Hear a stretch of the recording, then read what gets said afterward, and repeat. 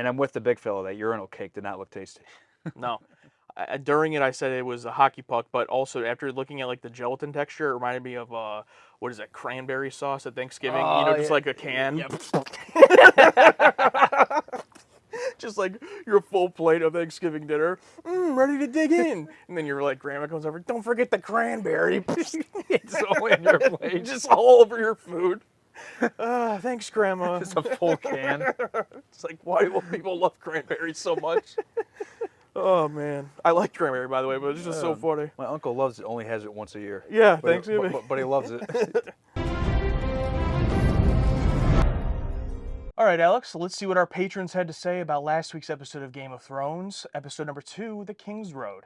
I enjoyed it as the first kind of regular episode of the show, non-pilot, so let's see what they have to say. Absolutely. Great episode. The series got unfairly tagged with being sexist toward women, but then if you sit down and watch it, Kat is a strong A woman as...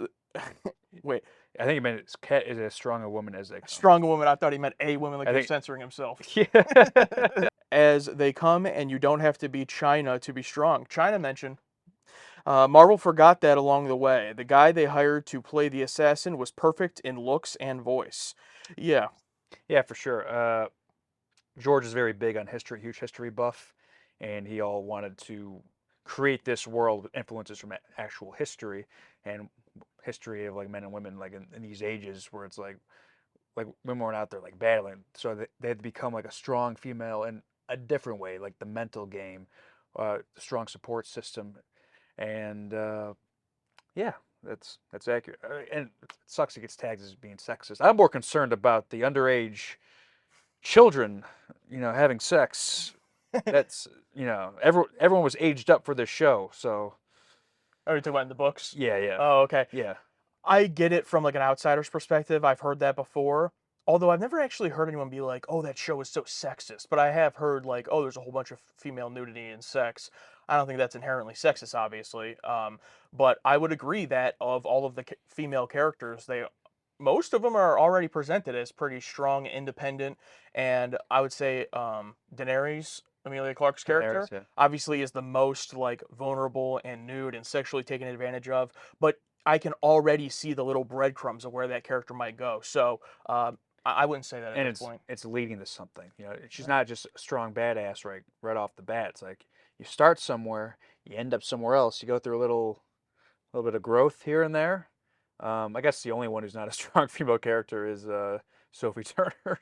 Yeah. She just sucks Well, right now. I mean, and Maisie Williams, like, but they're both just kids. So it's like, does it really matter? It's like they're yeah. literally children. Mm-hmm. As I mean, obviously Emilia Clarke's character is youngish, but they say she's a woman in the first episode. But I was gonna say, yeah, I wouldn't really consider any of these characters at this point, a typical Mary Sue. Like even Ned Stark has already shown vulnerabilities, in his character. They all have. I mean, Kat looks strong, but there's also plenty of scenes of her crying. So I think it's been really good. I think I might have a better opinion on that at the end of the season. Looking back, like I could have a more full thought on that part of it. But yeah, I agree. Stuff involving pets always really gets to me, so this episode is a punch in the gut for me. But it's a really nicely done little incident to highlight the tensions just under the surface. Yeah, like this whole issue is very small. They're not even there yet. They haven't even got to the real issues of what's going on there. And this issue of Joffrey like attempting to like cut and beat up this kid and a dog biting this kid's hand, and it just derails the whole day, and they have to have this like a mini court session over like, oh, what happened? Oh, it's like just wait till some stuff actually starts happening. Yeah, I feel like a really good thing to do in the fantasy realm, from what I'm familiar with, whether it's D&D or video games, when you're first starting out, the best way to get immersed into the world is to have these little tiny quests. So, like you don't start off fighting a dragon, right? Like you're level 1, even though I'm not saying everyone in this show is a level 1, but you're starting off with the children have a dispute and it leads to, I mean, the boy gets killed, which is terrible, but the killing of the dog, and it's more of like just this little dispute, rather than it's not right in with some huge battle on a field and everyone so you're starting off with this little, but it gets you immersed in the world. It makes it believable and grounded so that when you get to the more fantastical stuff, which I'm assuming will happen, it's not just like right in your face out of nowhere. So I think that's something that specifically with fantasy you really have to do if you want it to have like that grounded feel. Yeah, you got to take the time to build out the world and how things work. This episode really starts to provide a taste of just how mad this show's baddies can make you. A tough one for dog people and butcher's boys. Yeah, definitely did not make me a fan of, uh, what's her name? Cersei.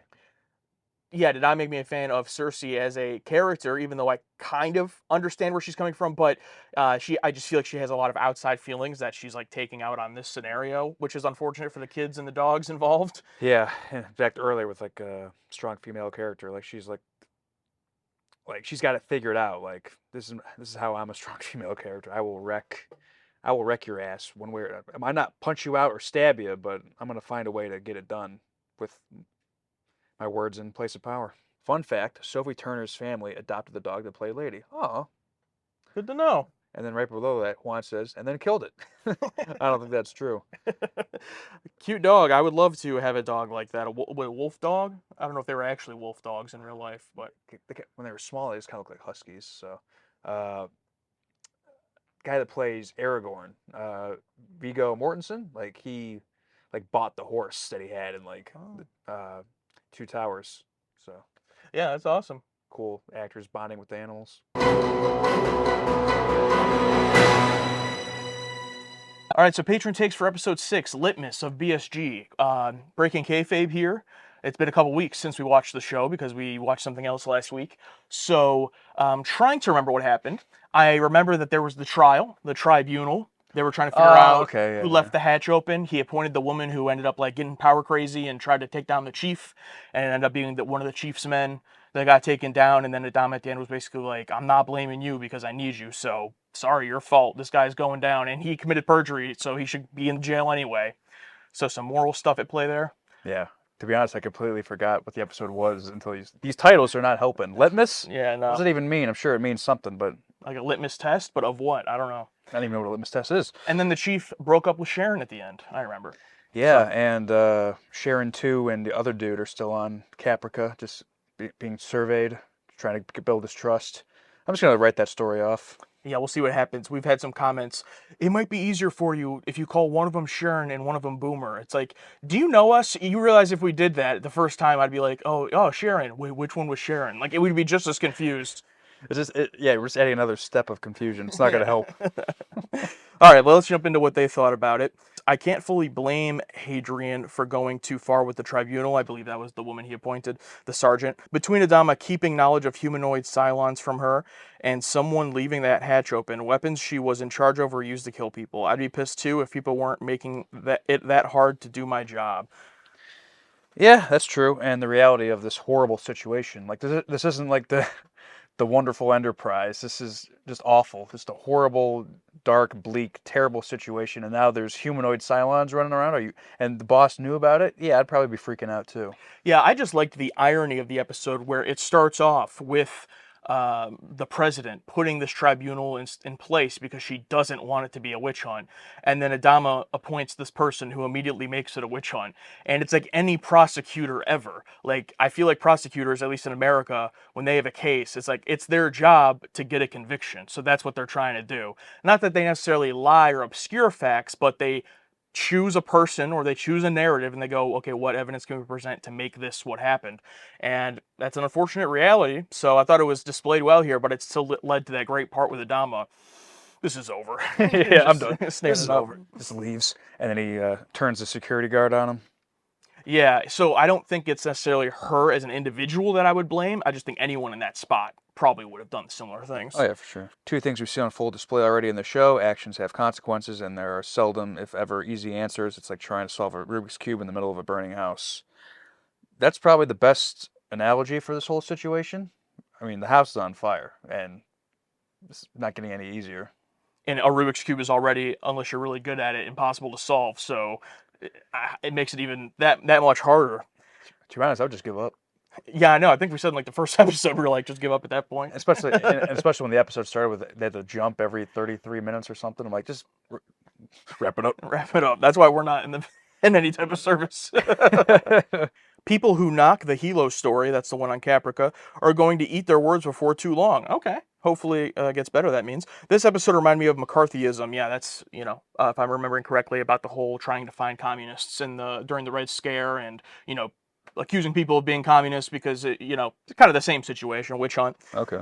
Accusing everyone of being a Cylon sympathizer / communist, and eventually just investigating for the sake of it, looking for a life to ruin. Yeah, absolutely. I can't remember the name, but there's a movie with Robert De Niro about McCarthyism where he's like in Hollywood and he gets accused of being a communist, but I don't remember what the movie's called. I'm sure you guys will know. Oppenheimer? Man, the chief finally stopped thinking with his dick. Yeah, I gave him a little bit of a long rope, cut him some slack, but eventually even I was like, okay, dude, you have to start putting this together. I don't even know if he put it together, that she did any of this. I think he just was like done with it. Yeah, maybe they meant in the service, but like, I don't think the idea of like sleeper ages have even been like, yes, Cylons look like people, but the idea that it's been someone you've known for quite a long time, it's like, and acts 100% human.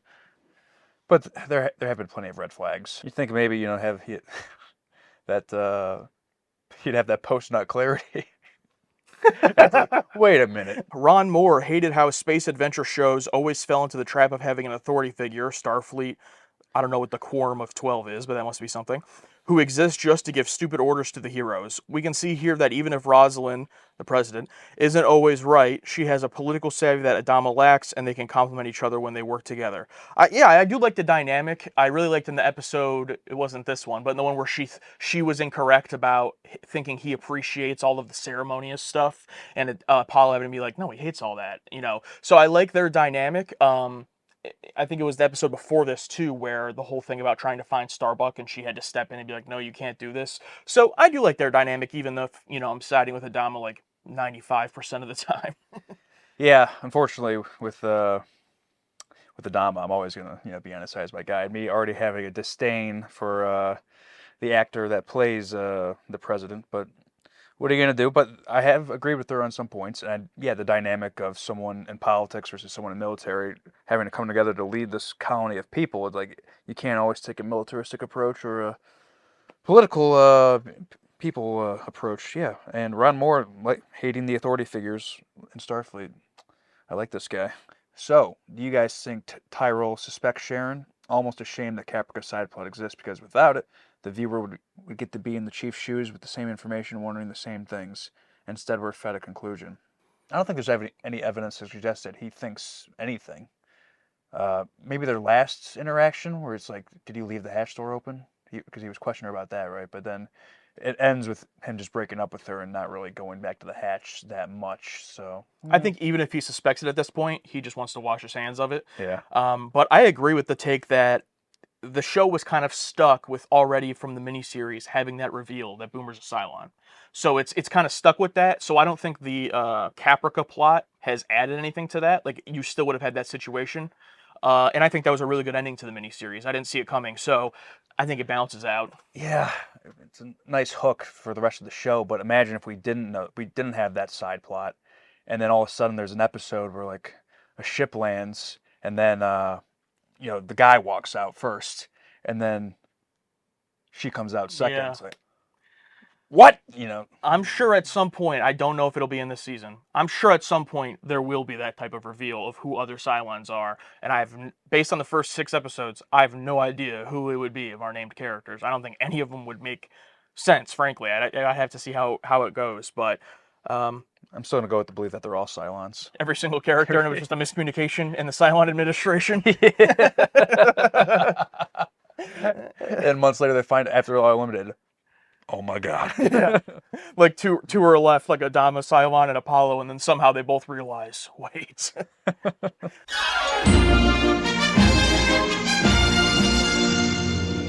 One thing this episode does confirm, if it hadn't been already, is that the Romulan attack on Narenda 3 from yesterday's Enterprise was not the one that killed Worf's parents, as they were killed on a planet named Kittimer.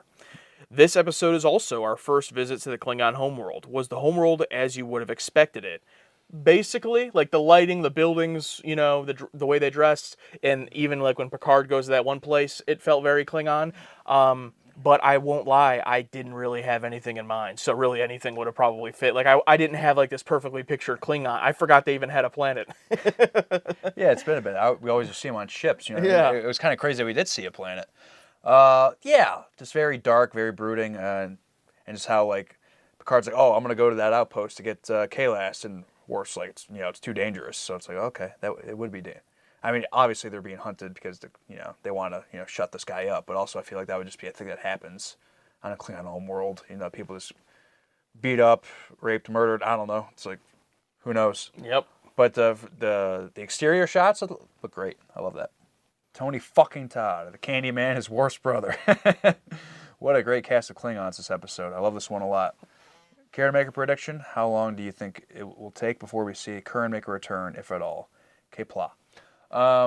I trust this show, and in terms of continuity and returns, I'm assuming that Kalar and Curran are going to get married, and Worf's going to be... Oh, no!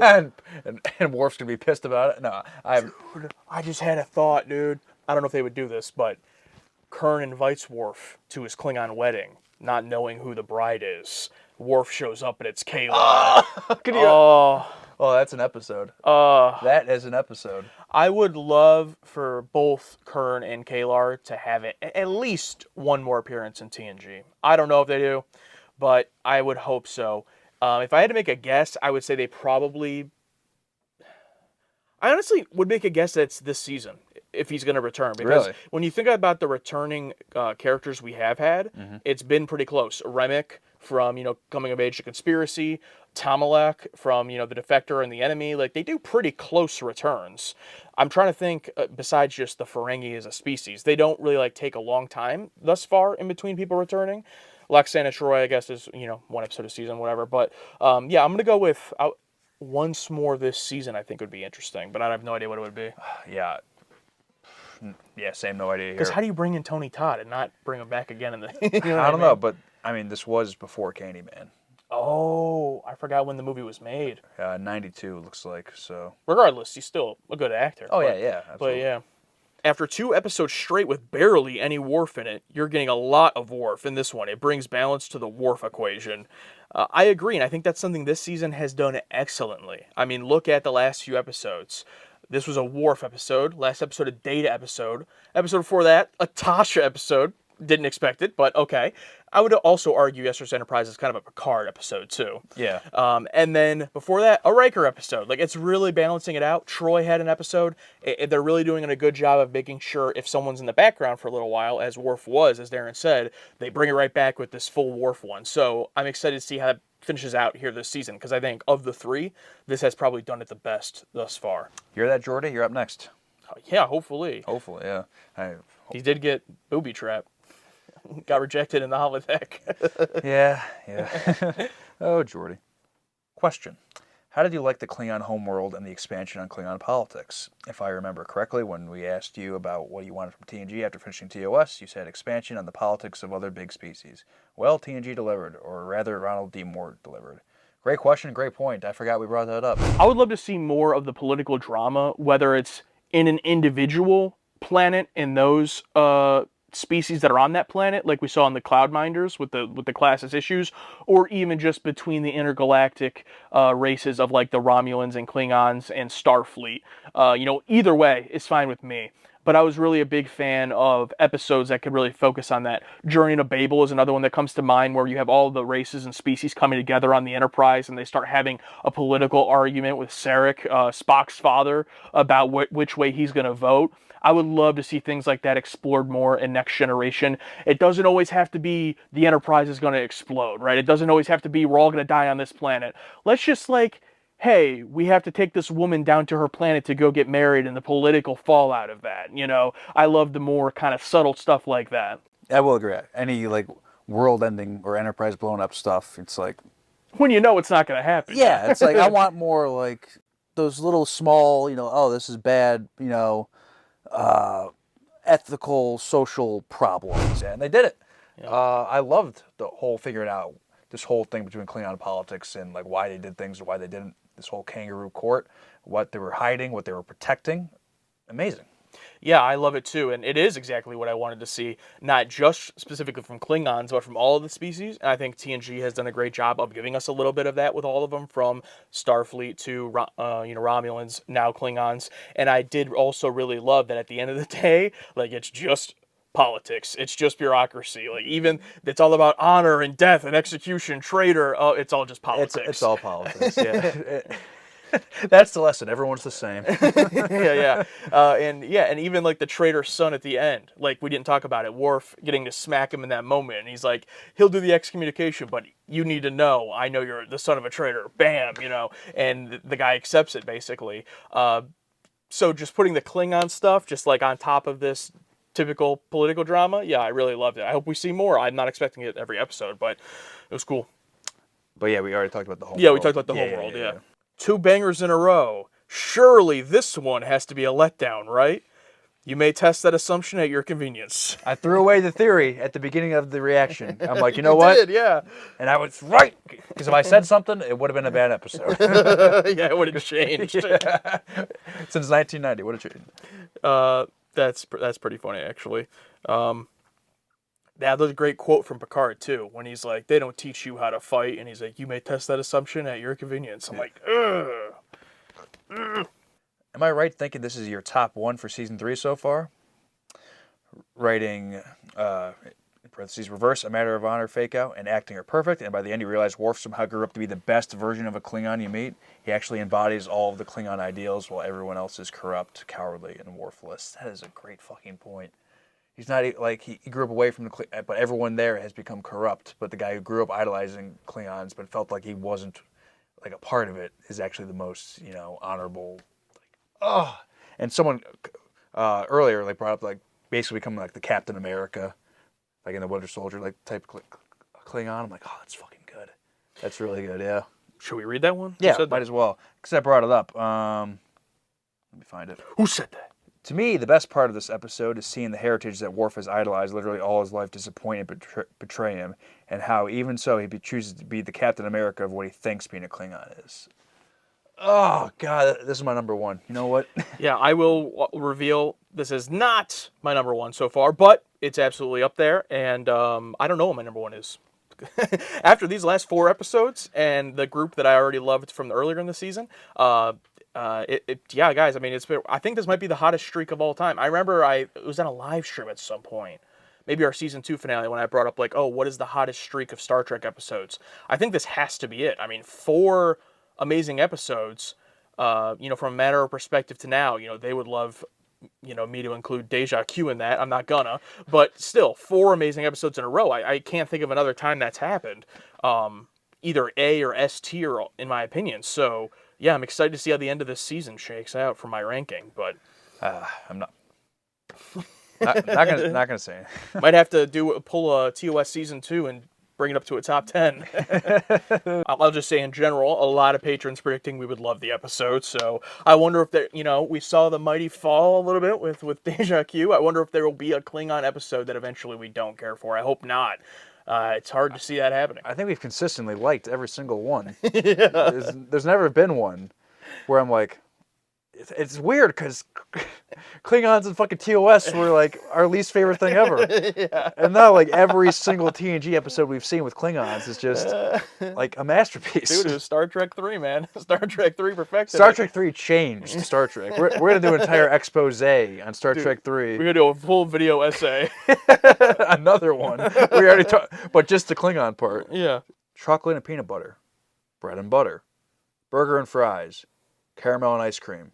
Klingon episode and courtroom episode. Yeah. Just perfect. That's pretty great, actually, yeah. Worf, Klingons, and Picard knife fight. Unskippable episode. I'm glad we're on the same page with everyone here.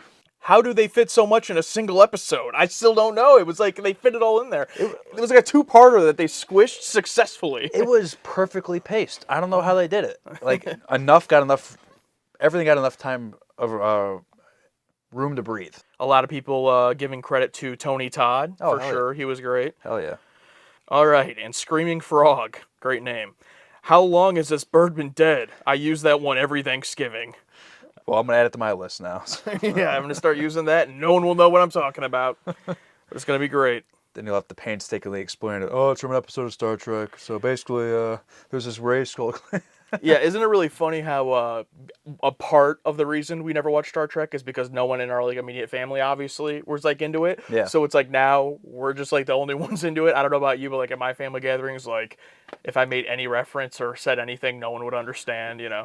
Yeah, people don't even know what Star Trek like is basically, or like it's almost like forgotten in terms of like general pop culture. I mean, I guess Picard but there's like other shows like a Discovery or whatever, but they aren't really that popular. I guess Strange New Worlds, but like Well, I mean, it's basically like what we were. I mean, it's just like I knew what Star Trek was. It's a thing, exactly, yeah. Yeah. You know what I mean? It's like it's not at the forefront of Twitter like Star Wars is. Yeah, Star Wars and Marvel every day. It's because Disney doesn't own it. It's one of the few. Good on you, Paramount, for holding out. I don't know if Disney wants it. Probably not. This one's from Anthony. Given its placement in the season, this episode reminds me of the man in a Key and Peele sketch who had to give the speech after Martin Luther King Jr. at the March on Washington. Yeah, tough to follow, Sins of the Father, and all the other stuff, but I think it did it well. Remember the bald, blue-skinned alien from Conspiracy? The imposter cadet, Matana Haro, is posing as a female member of the same species. What? They are given the name Bolians from Bolaris. Is that 9? Yeah. I'm not good with the...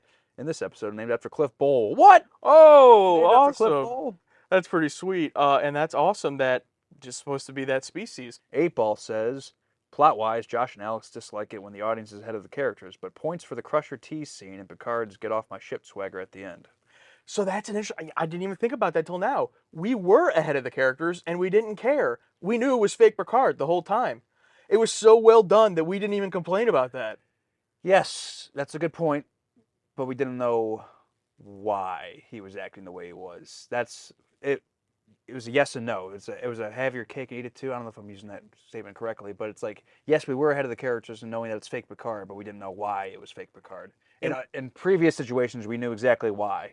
And we weren't ahead of fake Picard. Yes. So we were like, what's he doing? So we were kind of with the crew because they also kind of know it's not him, but they're not like fully caught up. Like they didn't see him get abducted. Right, right. But like, yeah, I guess if you're going to do it right, this is how to do it. Like, because they gave us other questions to worry about. I didn't think one time this whole episode, like, oh man, catch up. Like, I didn't think that at all. I reveled in the slow burn reveal of it. So that's crazy. I love that they brought up some. I didn't even think about that. That is totally what we would have said too. Yeah. Usually. Yeah. One word. Execution. Execution. Execution. Relatively weak episode after a string of great ones. This is so surprising to me. I think that they are not so far liking this one as much as us. So that's very interesting. But he says, but I think if you compare the Imposter Picard plot here with the similar one in season 1's Lonely Among Us, I brought that up, you see how much better the writing of the show has gotten. The writers trust the audience now, and I 100% agree. We didn't see a blue lightning, We did see him get abducted, but fake Picard, he's just there. He just shows up. You know what I mean? There's no like, forming of him. Yeah. It's there to almost question like, okay, that's Picard. And in the beginning, it was like so much like Picard, where it's like maybe it's a Picard from a different time, or maybe I started thinking like in like 4D chess, like what if the scene with the 4 people is like in the past or in the future? I'm like, what? Yeah, and Lonely Among Us, I don't remember everything about it, but I do remember like I think it was Dr. Crusher goes into his office after it's not Picard anymore, and he's like feet up on his desk, and he's like, oh, like clearly ridiculous. As to where here it got ridiculous, but like slowly, like with even him singing, like yeah, that's not something Picard would do, but it's not like the dude's having a drink and singing. It's not like so out there, So, and even that started tame because he just walks in and quick little, oh, ship's up to 95%. That's great, Jordy. Good job. And it's like, you know what? And he's like, when I was in the academy, yeah, that was so goddamn. Like even then, he didn't just burst open the door singing. You know what I mean? Yeah. Like it was a little bit like goofy at the beginning, but it wasn't like full on, 0 to 100. And it's even funny in hindsight now knowing that it's just the alien, because you have to think from his perspective. He has just all these memories and thoughts of Picard. So if, like he's thinking like, oh, back to the Academy days, that was awesome. Like Picard probably did sing like that in the Academy. So he's like, why wouldn't he do it now? Yeah. Imposter Picard ended that evening with Beverly like it was a Tinder date, and she just told him she has 4 kids from her first marriage. It was so abrupt. He's like, all right, end it here. Just like literally kicks her out. I know I'm the only one, but I have fun watching this episode. You're not the only one. There's nothing about it that I especially like, but there's nothing about it that I really dislike either. It's a good one to just turn on when you want to watch Star Trek, but have other stuff to do at the same time. Yeah, well, we would go further than that, but I'm glad you at least enjoy it because this is very surprising to me. A Matter of Perspective didn't surprise me as much that they didn't like it because it's like, it's very dramatic, and that so I kind of expected that. But here, like, I totally expected them to enjoy it, so I'm surprised. What about you? I think we were due for that. Another one where we like, and it's like, oh yeah, fine. Bottom 5 of the season. Moving on. It's like, what? It's like, Yeah, at least we don't have to get a headache over these scenarios where we love it. What are they going to do? Yell at us for liking it? Yes. yes. Well, you guys have to remember, this was made over 30 years ago, okay? You got to cut us some slack. Just sit back and enjoy it. It's because they wanted to learn about command and hierarchy. The point of it was to see whether they would obey the orders with no explanation or they were, whether they would do the mutiny or not. Which, okay, I can buy that. Double study. Yeah. Okay, yeah. That makes sense. It makes me curious what the other replacements were studying or doing then. Well, but they don't matter, I guess. Well, Essex was definitely killed. And, as soon as they realized. yeah, that's not him. Oh, costly study. And then the other one, the dude, they just sat there. They probably realized and were like, okay, whatever. Yeah. Oh, you're not as much of an asshole as you usually are. Something's wrong. Oh well, I'm not gonna do anything though. I'm glad that was explained. Did they explain that? Did we miss that? I think it's like kind of, they did say like they're studying that stuff, so it's just kind of implied. But again, I like that they weren't like, this is why I'm doing it, so. Okay. Yeah, man. I love to see it. In terms of us loving an episode, people don't. But I mean, I love when we love it and they love it too. But it's funny when we do and they don't, because it really is a reminder that, like, they're wrong. Alex and Josh, feel the target audience on a cosmic journey, feeling so immense. They're sitting in a room, ready for the show. Star Trek Next Generation, Season 3, let's go! The first time they've seen this sci-fi sight, only going where no man's gone, day and night. Synth-pop beats fill the atmosphere. Their minds are racing, filled with wonder and cheer. Cosmic journey, they're feeling the thrill, exploring the stars. Their hearts they can't still. Cosmic journey, a voyage so grand. Alex and Josh as fans, they now stand.